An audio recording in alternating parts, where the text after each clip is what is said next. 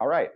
Hi there. My name is Xavier Martinez. I'm with the Washington Voting Project, and it's really an honor to be in this, in this Zoom call in these tremendous circumstances, being able to sit down and speak with you, Representative Alex Ybarra. I really appreciate it. You want to go ahead and introduce yourself and where you're from? Okay. Well, Mr. Martinez, my name is Alex Ybarra, and I'm from Quincy, Washington. So I know you're from Wenatchee, Washington, and that's where I do all my shopping, get my hair cut, watch movies. So I know Wenatchee very well. So I'm the state representative from District 13, and District 13 covers all the way from Snoqualmie Pass, all the way to almost Spokane to Spokane Airport. So which is Kittitas County, North Yakima County, Grant County, most of Grant County, and all of Lincoln County. And so basically it's the I-90 corridor. And been a legislator, I've been there for 2 sessions, not quite 2 years, but about 1.5 years. So I'm fairly new legislator, and yeah, that's who I am.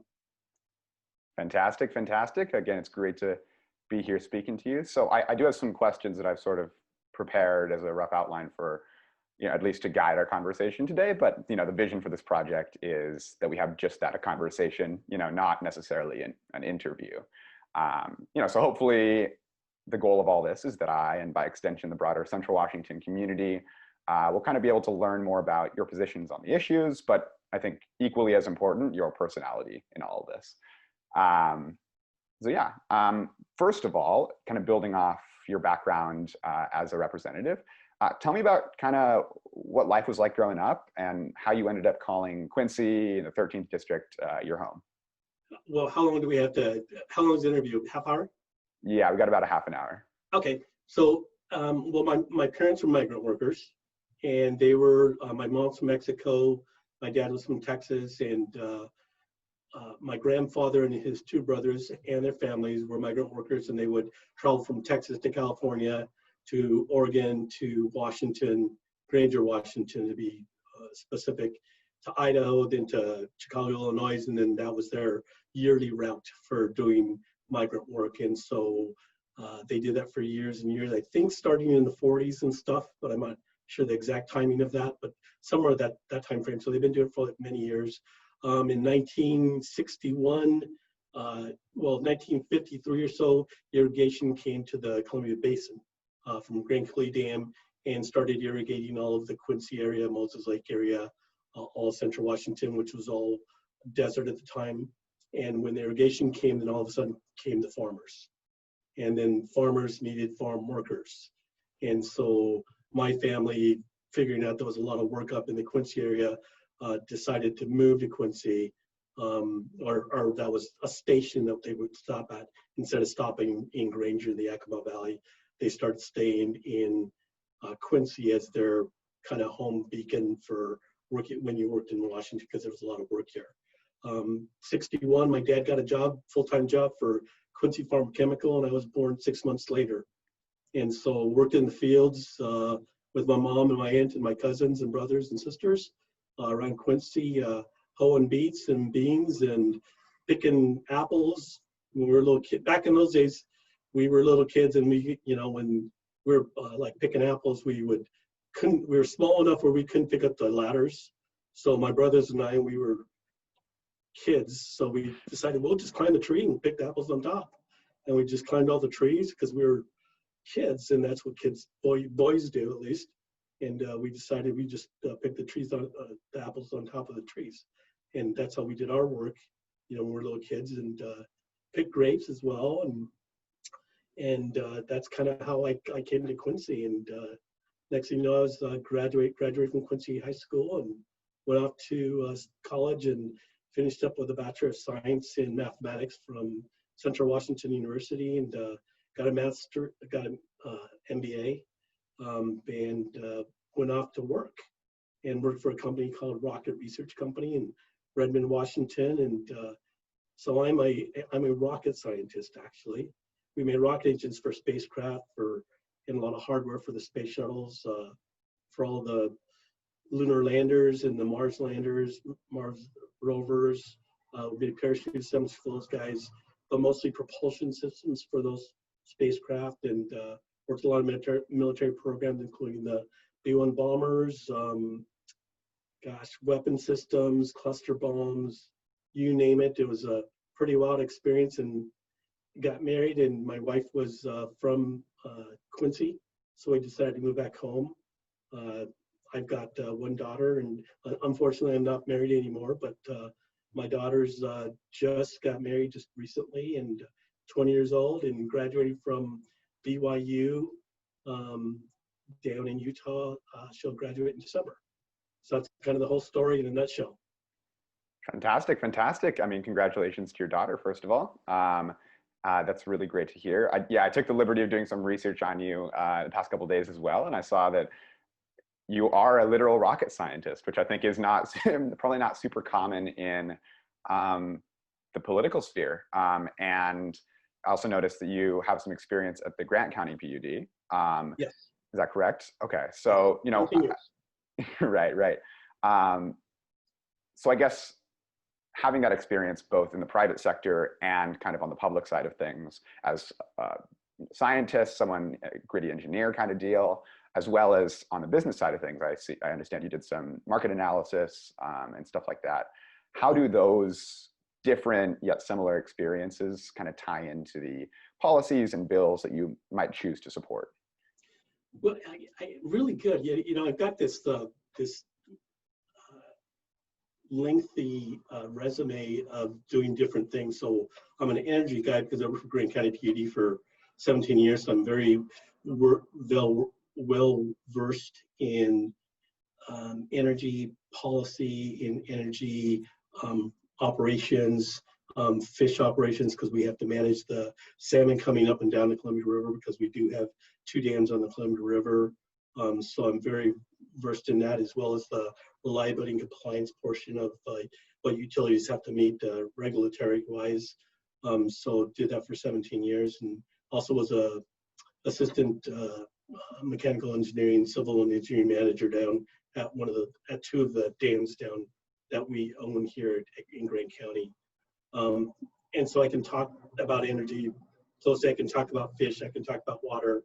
I can, talk about just the climate things, because we had to deal with all those climate issues that were coming up because of the river and how much water we're going to be having in the future. So that was very well worth it. Plus, as a military, worked for a military contractor, rocket research, and so know a lot about space, know a lot about military programs, know a lot about those kind of things. And so I was also a school board member in Quincy, Washington for 8 years, and did that for 8 years. So I'm very well versed in education. Was part of what's called the Washington State School Board Association, and every school board member is part of that. And so I kind of went up the ranks there. I was on 2 years as a legislative committee member.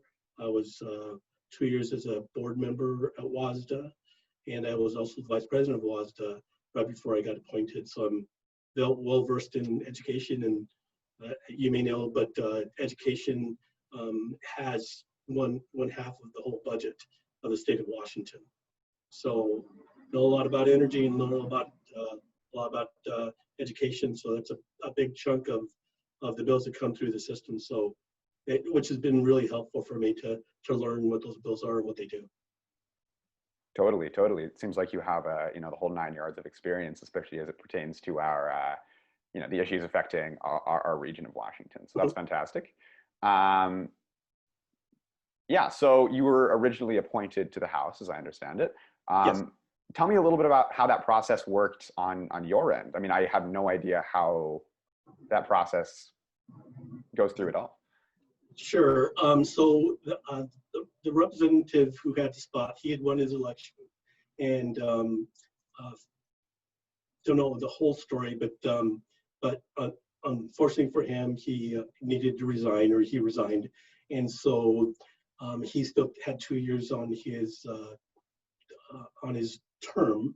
And so when he resigned, then the way it works is the Republican political county operatives, I think is what they're called, but they're called PCOs. and those folks choose the top 3 candidates. And basically just folks around the county that belong to that district can put in the name in the hat and say, I want to be the next representative. So I did that. Got calls from a lot of friends that said I should do it. So I did, and made it so the PCOs chose the top 3. And then after that, the top 3 went to the county commissioners. I was in 4 counties, so every county commissioner from the 4 counties came, the 12 of them, and they chose who would be the representative. And I was lucky enough to be selected. Had some very, very good candidates, and so I was very lucky to be appointed at that time. So fantastic. I imagine that was a bit of a challenge, I'm sure. What were some of the the challenging aspects of that? Well, I was never a representative for it, and it was never dawned on me I would want to be a representative or a senator or anything like that until, things started happening and people started talking to me about it. And so I, started asking, just like you did, is this say, okay, so what does that mean? What I do? And, what happens to my job? If I'm going to be Olympia, what happens to my job? What, can I do it financially? Do I know enough to be over there? Am I qualified? And all those things run through your head. And after talking to friends and stuff who have done it or who are working over there, they kind of said, no, you're fine. You'll be just fine. We just have to take care of these issues, these logistics issues that will, that are going to be difficult sometimes. And so that's kind of what I did. So. Totally. Fantastic. And clearly, I think the fact that you were appointed didn't necessarily impact your approval in the district because you were elected by a pretty good margin in 2019, right? Sure. Yeah. So I was appointed for the first year of the term, and I had to run for the second year of the term. And so that's when the election came through, and yeah, did pretty well. So I was really happy about that. We worked really hard to one thing was name recognition. Not a lot of people knew me in Quincy, but not a lot of people knew me in the surrounding areas and stuff. So it was had to get my name out there, and so that was the hardest part. So went to every parade and every fair, and visited everybody, and got to know people, and just kind of told them what I thought about things, and they were willing to vote for me. So I was pretty happy about that. So fantastic. Now, obviously, a lot has happened in the world since you were appointed. I think especially now, a lot. And I think arguably the most obvious and overarching is the coronavirus pandemic that we're currently in. And I'm curious, first of all, just how COVID affected the 13th district. Badly. Well, I take that back. So Yakima got hit really hard for a while, and right. Grant County got hit really hard for a while. Lincoln County, who I represent as well, they have, cases like maybe less than 100. Where Grant County is probably sitting at 4,000, or right. I don't even know what the number is anymore. But it's 4,000. Yakima's maybe 10,000. I don't know, a lot. And then we have Kittitas County, which they were the first ones, I think, in phase 3 or phase 2. So they were doing really well. But it are just demographics. I think what happened in Grant County and Yakima, we've got all these, most of our counties are all essential workers. We're all farm workers. We're, fruit stands, fruit packing plants. So in all reality, just in my town, I bet you 95% of the people were still working as soon as, when they right. said shut everything down. Well, 95% of the people were working because they were essential workers. Everything in my town was working. So people were out and about still because they were essential workers. And so things were, people were still around and still mingling and still, doing the things that we're not supposed to do, but unless you're working, unless you're an essential worker. And that's what we are in Grant County and Yakima County, which is why I think we got hit harder than most. So it's been really rough. Quincy is my hometown of Quincy. I think we're right at the epicenter of COVID at the moment. We're at the end of August, we're sitting at, I don't know if you know how the COVID numbers go, but it's like, where the governor wants us to be is 25 per 100,000. Well, end of August, we're sitting at 1,300 per 100,000. Yeah, yeah, exactly. And so 2 weeks after that, after we got a group together and said we got to do something, which we did at the beginning, we're down to a much better number, 467 per 100,000, and drop. Right. I mean, even that is a much better number, as you mentioned. Yeah, and people would say 400. Oh my gosh, you guys are terrible. It's like, well, you should have saw us 2 weeks ago. So, right. So we've been doing all these things to get try to get we don't want anybody hurt and we don't want anybody to be sick, and so I think just like everybody else, we're doing what we can to make those numbers really come down. And we had a free COVID testing on Saturday in town, and so had about 500 people come out to that and got tested, and we'll see what the results are. That's good to hear that actions are being taken, for sure. Yep. I'm curious how effective you thought the federal and also the state responses were to the pandemic in the 13th district, especially to jump off your point about essential workers and farm workers, especially in protecting those maybe more at-risk groups. Yeah, the way I kind of saw it, when the governor came in and he put the hammer down and said, we're closing everything. I think the whole legislature, Democrats, Republicans across the board, we were with them. I think nobody really knew what was going on, so we thought that was the best thing to do. It was an emergency, and we just all reacted like any emergency. We all got together and said, okay, we've got to do this. It makes all the sense in the world. We don't know what's going on, so let's just do what we need to do. And so I think the whole legislature basically just said, let's follow along. And then maybe about a month after that, then lots of the legislators, lots of the folks in Eastern Washington kind of felt that there was a lot of political decisions being made. It wasn't made for the science. It was being made for political reasons. For instance, union carpenters could work, but non-union carpenters couldn't work. And we kind of said, well, what's the deal? And we found out later that most of the union workers work in Seattle, or carpenters work in Seattle, which is where the governor's voting base is. And so from our standpoint, we felt, well, he's trying to keep those guys happy, so he keeps the votes in November. But my carpenters here in Central Washington couldn't work, even though they were doing basically the same job. And why was that? And there was no rationale that made any sense for us over here in the 13th as to why some of those decisions were being made. But it seemed to many of us that they were politically motivated to some extent. Maybe not the whole thing. Obviously, there was science there, but there is political decisions being made concerning Corona.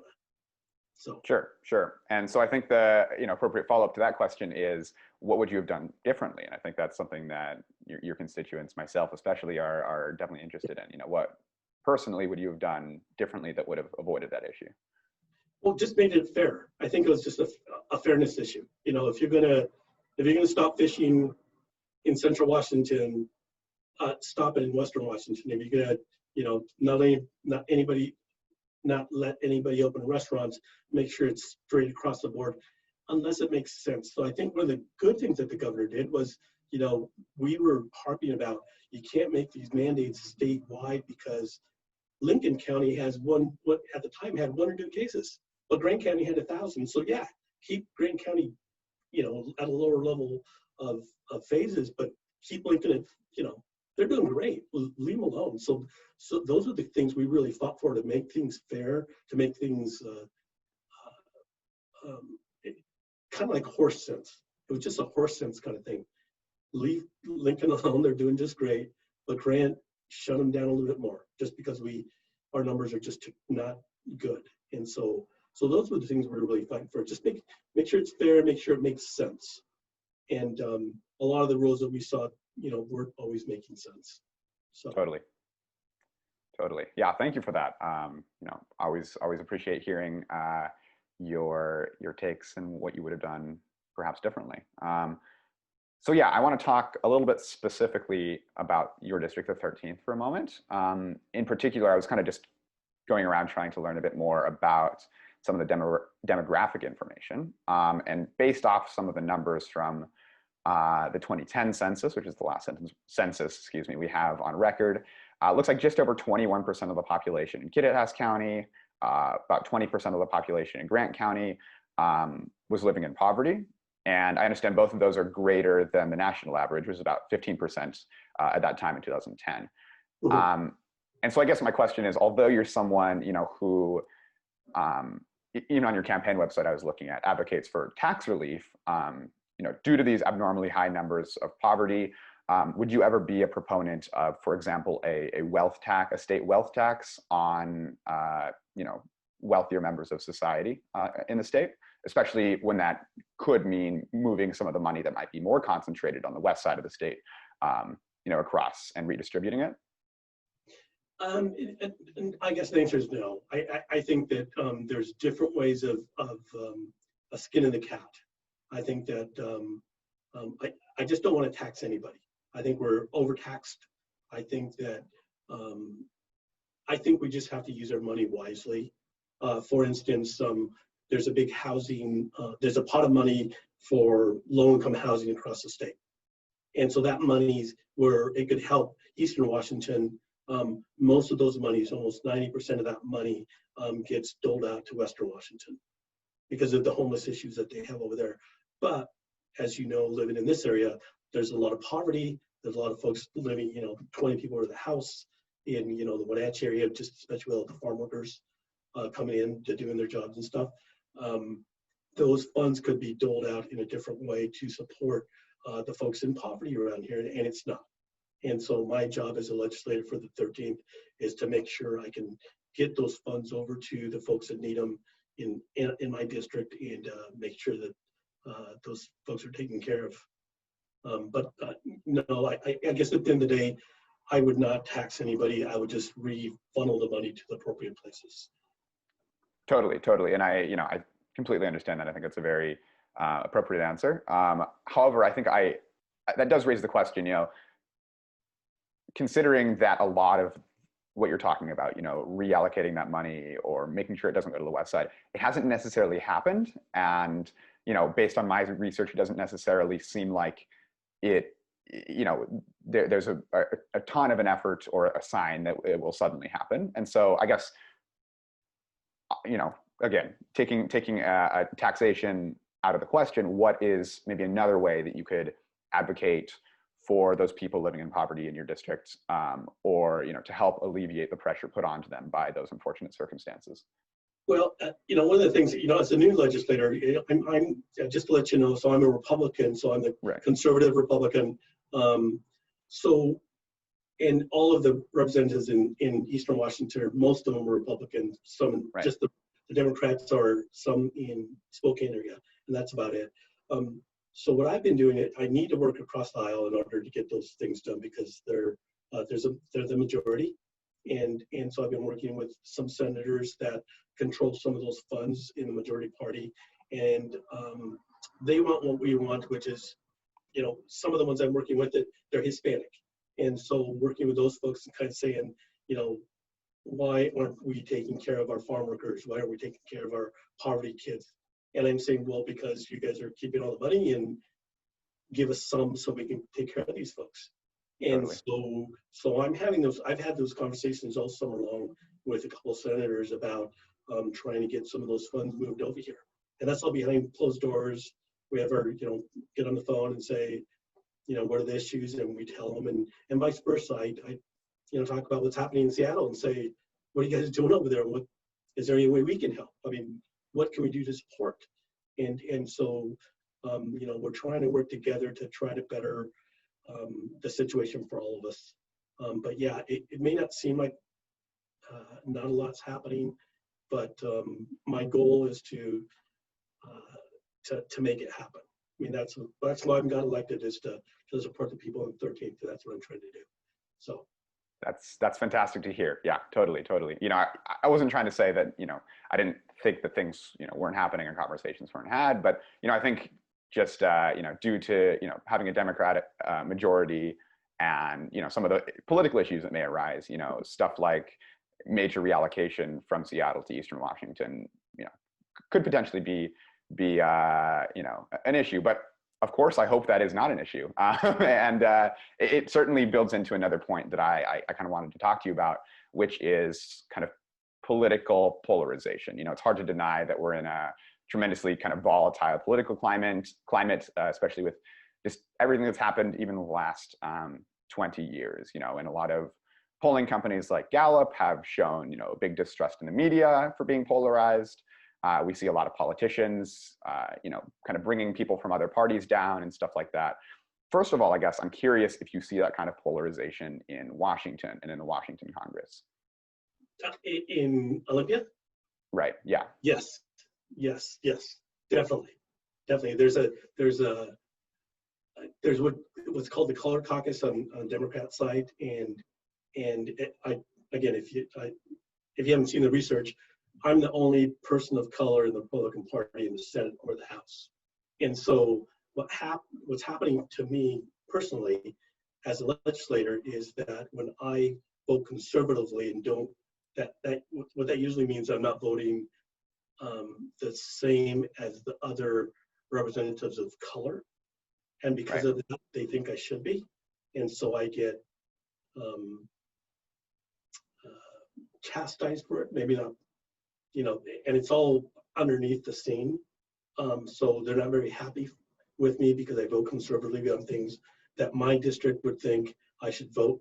So I'm basically voting my district, because I live in a very conservative district, and so I vote my district, and that doesn't always that vote isn't the same as usually the folks of color, legislators of color, or the left would vote. And because of it, and they think I should be voting with them because I'm a person of color, and the way I see it is I live in the 13th. And the first year I voted conservatively,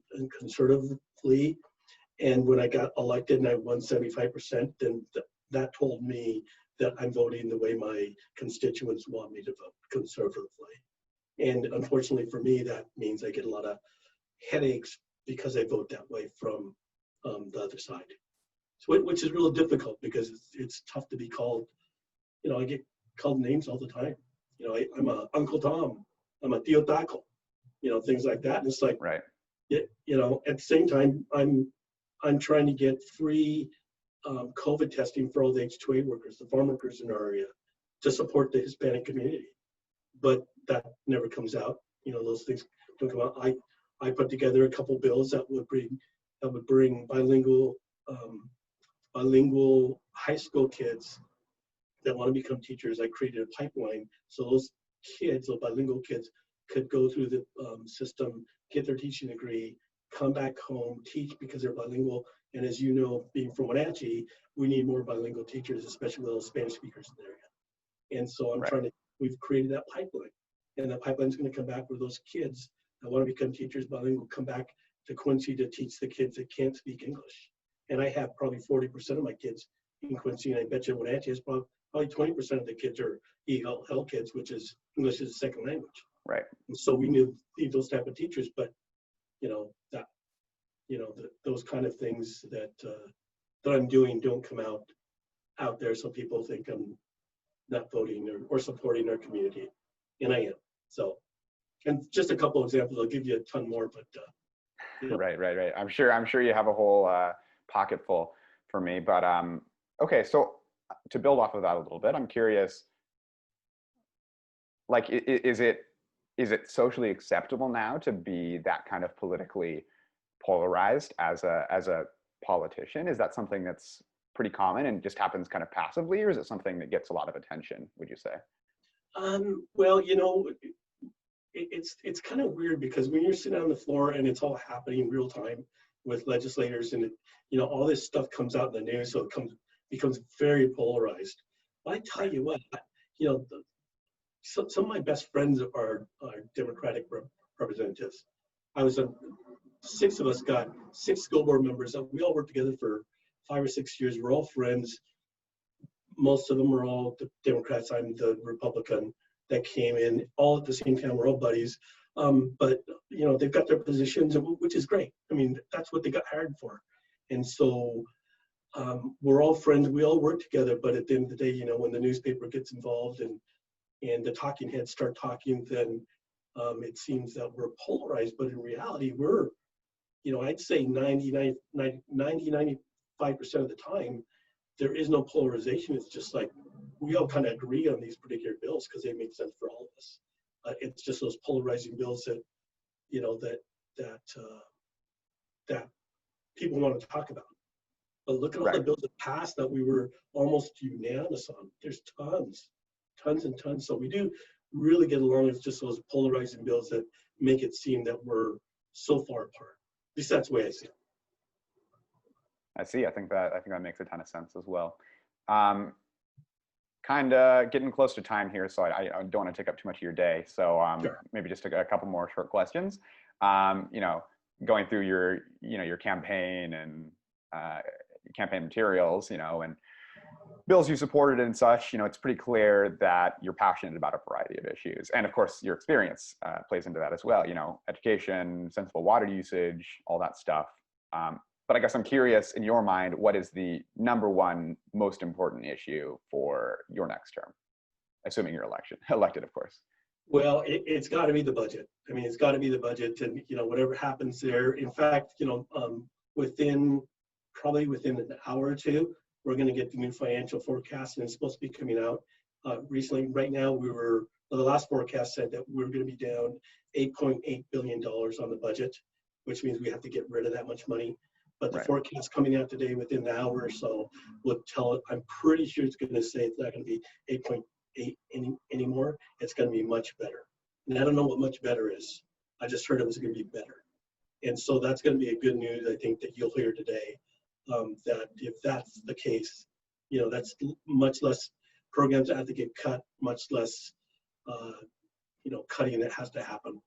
And we don't want to cut anything. We want, there's everybody, so many things are important. Healthcare, just everything's important. It just depends where you're sitting and what you're doing. And so it's important to where you're at. And so we don't want to cut anything, but, it's just like having a budget at home. It's, you can't go buy a Mercedes if you don't have the money to pay for your monthly bills. So you buy a Ford. If that's what we have to do for a little while, then when we get the funding up and we can make more money or there's more funds available, then we go buy that Mercedes. That's kind of the way it works. So and also put some money in the bank too.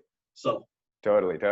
I'm curious briefly. When it comes to cutting, I guess I'm not super familiar with any general rule of thumb. Do you typically kind of delay things that were scheduled to start and take money, or is it kind of cutting pre-existing programs, or a little bit of both? Is there a priority in any of that? Could you maybe give myself and constituents a little bit more of a clear view on that? And I'm sure there might be disagreement within with different politicians, but maybe in generally. Yeah, it's all of the above. Whatever we can do to do. For instance, there's a lot of analysis that's done out there. For instance, the governor spent $750,000 to try to see if it was feasible to get rid of the 4 dams on the Snake River. Spent $750,000. The analysis has been done 4 or 5 times before, came back with the same answer, which is no, keep the dams. Made the most sense. But he spent $750,000. I mean, there's a lot of those types of analysis that get done yearly, and all those types of analysis, the first thing I would do is say, we can wait and figure that out, because we don't have the money or the time to get it done now. We've got more important things like to take care of our, our nursing homes and our health care, because with COVID going on, I mean, we have to take care of the vulnerable. I mean, that's the main goal, is to take care of the vulnerable without cutting those other things. And then the priorities come in. It's going to be just the majority party, the minority party is going to decide what's best, and we'll come up with ours. They'll come up with theirs. We'll get together and say, guys, this is the best thing to do, and hopefully we decide, without impacting too many people. But take care of our vulnerable is the most important. and make sure our healthcare systems are where they're at now or better, just because we may need them. You know, what happened this year, we could have done a better job to be ready, and we just weren't, as we all found out. So we need to improve those places. That way we don't run into this again. So, because it's terrible. It's terrible having talked to you. It'd be wonderful to talk to you in person, right? Right. But, totally. But that's, you know, this is where we're at. So. Of course, of course. All right. Final little thing. You know, obviously you're running unopposed, which pretty much guarantees your seat for, you know, you being elected for this run. And I was just looking at that. I was curious, looking at the primary results. About 3% of people, about 1,000 people, you know, wrote in a different name. And I guess I'm curious if you have like a 30-second elevator pitch to those people, you know, who for whatever reason are skeptical about, you know, the one candidate on the ballot. You know, in addition to everything that you said today, what's you know, just like a couple line 30-second pitch you can give to those people? Well, I guess I wouldn't give them a pitch. I would just say, you know, vote your conscience. Whatever, if you want to vote in your next door neighbor, great. That's your problem. I mean, you're a voter, and you get to decide who you want to vote for. And that's the great thing about this country. We can decide who we want to vote for. And those folks just didn't feel I was the right person for the job because of probably they saw my voting record and didn't think that I was representing them. But that's okay. I mean, I think that's just wonderful that they were wanting to do that. So I'm not going to pitch anybody. I think that they definitely voted what they wanted to do, and you can't blame anybody for that. I wish they would have voted for me, sure, but you know, they're going to vote who they want, and no problem with me at all about that. So there wasn't a perfect answer to that question, but that was pretty close. You know, yeah. we always appreciate voter engagement. So thank you. You know, I'll get out of your hair now. Thank you for your time. Really appreciate speaking to you.